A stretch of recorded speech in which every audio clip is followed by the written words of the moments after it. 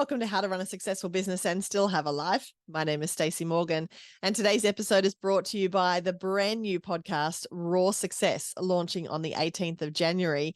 As you may know, I'm the CEO of Raw Success, and we are launching a brand new podcast. It's super exciting. I do hope that you will go over and subscribe now. You can do it wherever you listen to your podcasts, but check it out on Apple Podcasts or on Spotify and get yourself subscribed so you won't miss a single episode. I really do hope you can join us over there. Today, we are doing part one of a 3-part series on the 15 ways to maximize your time. I talk about time management a lot, and it's because it's one of the things that people really come to me for one-on-one coaching for. It's a big part of our Thrive program. And of course, now that we're into 2024, Happy New Year, we're going to be heading towards our Thrive launch, which always happens in March.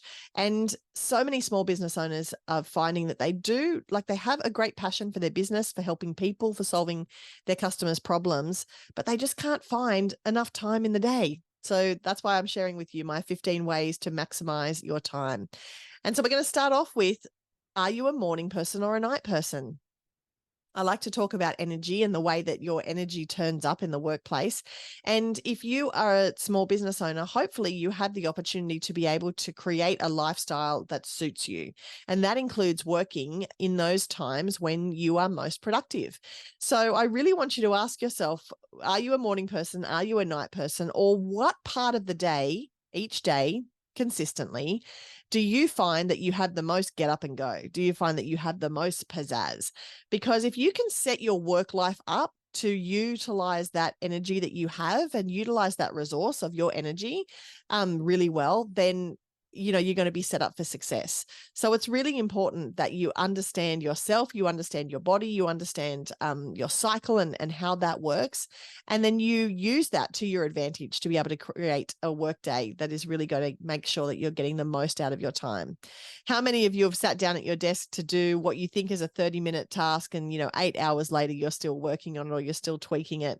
And then, a week later, you could sit down to do a 30-minute task and get it done in 20 minutes, just depending on how you're feeling, depending on perhaps what you've eaten or what time of day it is. It's really important to be able to set your work day up depending on that energy that you have and what works with you naturally. I'm not going to say to you, you need to get up at 5 o'clock every morning and, do 3 hours of work before the rest of your house gets up.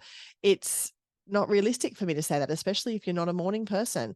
I find that I change some, like when I was younger, I was a night person. When I was at university, I could stay up till like really late at night doing assignments and things and then, sleep in all morning.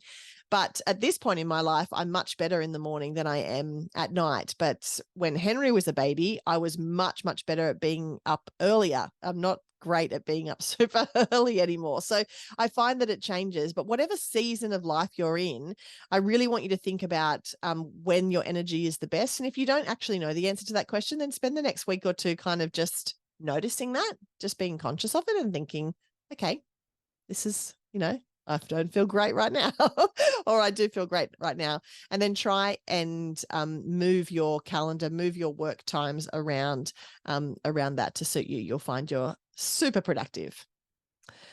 All right. Number 2 is to plan your highlights. Start your work day by asking, at the end of this day, what would I like to say my highlight was? And then block out time to get that done. And prioritizing these highlights, not only I find helps me get more done, but it helps me get the things done that I know really light me up. Have you ever got to the end of a work day where you feel like you've just been walking through mud? You feel like all the stuff that you've had in front of you has been stuff that has just been tough, not stuff that has been really perhaps creative or really fired you up. No one wants to spend a work day like that. And we all go into our own business because we want to be able to have the opportunity to choose our lifestyle and choose how we're going to spend our time and choose what we're going to work on and work within our strengths. So don't have a work day where you don't have a highlight. And the way to ensure that you're going to have a highlight every single day is to plan it in advance. So really have a think about, okay, how do I start my day? Do you start your day in your inbox answering to everybody else's concerns and questions? Or do you start your day by saying, okay, what is going to be my highlight of today? What do I need to get done? What am I going to feel really great if I get that ticked off my list? And then how can you make sure that you put that on your calendar? So perhaps you want to have lunch with a girlfriend at lunchtime. Perhaps you want to go for a walk around the block instead, while you have your morning tea. What are those highlights going to be for you? And how can you make sure that they're a really, really important part of what you're going to do? All right, number 3 is to do more $100 tasks and less $10 tasks. So a lot of the time, as the owner of the business, we end up just kind of playing like tidy up person. We've got a Roomba in our house, one of those vacuum cleaners that runs on its own, and it's fantastic. But occasionally it will like do a good job, but just leave certain pockets of space just completely undone. And so I kind of feel like I have to run after it's done its thing. I have to kind of like run around and, pick up the bobby pins or the piece of Lego or and granted, it's not meant to pick up bobby pins and pieces of Lego. We probably should get them beforehand. But, you know what I mean? You kind of just have to go around and just do the final zhuzh. And as business owners, often we are the person that has to just do that final zhuzh. But if we find ourselves doing that zhuzhing, which is a $10 task, really, it's not something that's going to bring in big money into the business. It's not the things that you could really focus on that would really move the needle in your business. If you find that your days are full of $10 tasks and not of $100 tasks, then you're not going to get on top of your cash flow, and business ownership in general is going to be pretty frustrating for you. So do yourself a favor and do a brain dump, or write down all the things that are part of your role, all the things that you do. Perhaps you just want to have a look at your to-do lists for the last week or two. Write down all of the things, all of the roles that you play, all the hats that you wear, all of the things that you do, and then split it into 4 columns: a $10 task column, a $100 task column. Perhaps you've got an $1,000 task column, and then a $10,000 task column. Well, the way I like to think about it is those $10 tasks are like going to the post office, or booking a flight, or, logging receipts. My $100 tasks are meetings that I'm having face-to-face with customers. My $1,000 column is full of things like strategic planning and innovating new products and thinking about ways in which to deliver the service that we have in a better way.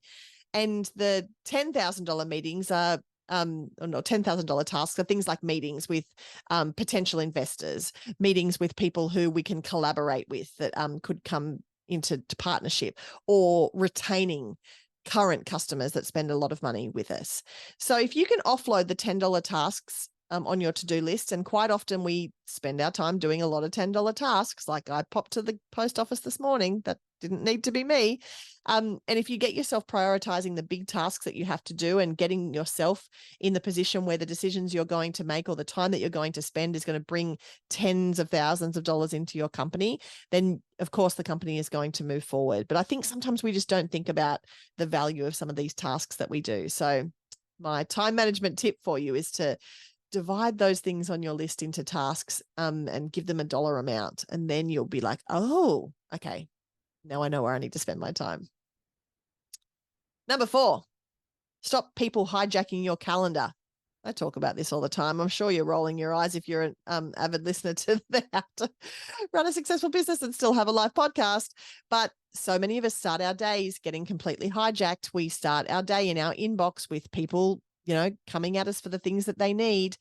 It's really important for you to set your calendar up for success, and for you to set boundaries in terms of how you're going to spend your time. We used to be expected. I really feel like, in the early days of the Apple iPhone, when we finally just got email on our phone, or, perhaps even in the BlackBerry days, like when email was a thing that you could carry around with you, you didn't have to sit at your desk to do it. There was this expectation that came with that we would check our email all the time, and that we would constantly be on email. I think that is the most unproductive way to spend your time, because your email, your inbox is just like a dark void that you can just fall into, a black hole that you'll never climb out of if you're not really strict in terms of setting your boundaries. We could spend all day in our inbox and it's not going to move us forward. It's definitely not a $10,000 task. So I encourage you to set up email rules for yourself. I'm only going to check it at 11 a.m. and 2 p.m. I'm only going to spend an hour on it. I'm only going to spend 10 minutes on it. I'm going to let somebody else tackle my inbox and then just draw my attention to the things that need my attention. And then standing by those boundaries is a really big part of it. If you're going to hand your inbox management over to your assistant or to somebody else on your team, then you can't be checking it at 7 a.m. when you first wake up and grab your phone in the morning.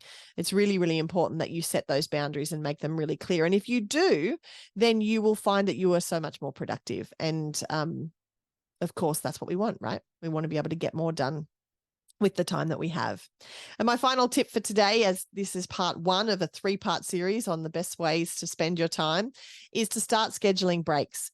And this is not just to eat. This is also to move your body. There are so many studies around the amount of work that you can get done, the amount of knowledge that you have, the amount of, get up and go that you can have as long as you keep moving your body. The moment that you're still, the moment that you're stuck at your desk, the moment that you don't stand up and stretch your legs and move around the block, your productivity is immediately going downhill. So I encourage you to start scheduling breaks, whether they be food breaks or movement breaks. And most importantly, vacation breaks. So big chunks of time where you're going to be completely, off and not switched on, times where your team can take over the things that you're doing, and you can actually have the time to be able to switch your brain off and be able to step away from the business. That will make you twice as productive in the lead up to you going away, and, triply productive when you come back as well. And I encourage you, if that scares you, if you're like, oh yeah, breaks, well, they're nice for other people, but I'm pretty busy, so I can't afford that. No. That is a red flag right there. That is a red flag. Please call Stacey and book a coaching session immediately, because we all need to make sure that we are scheduling time and scheduling those breaks, and you absolutely deserve it. And if you are looking for permission, then get in touch, because I'm more than happy to give it to you. Today, as I said, has been part 1 of a 3-part series, and I really do hope that you can join me for part 2 and part 3. We're talking about the 15 ways to maximize your time, and it's all brought to you by the brand new Raw Success podcast launching on January 18th. I really do hope that if you haven't already followed Raw Success on Instagram, please jump on over there, say hello, and I look forward to talking to you about more ways to be fabulously productive next week.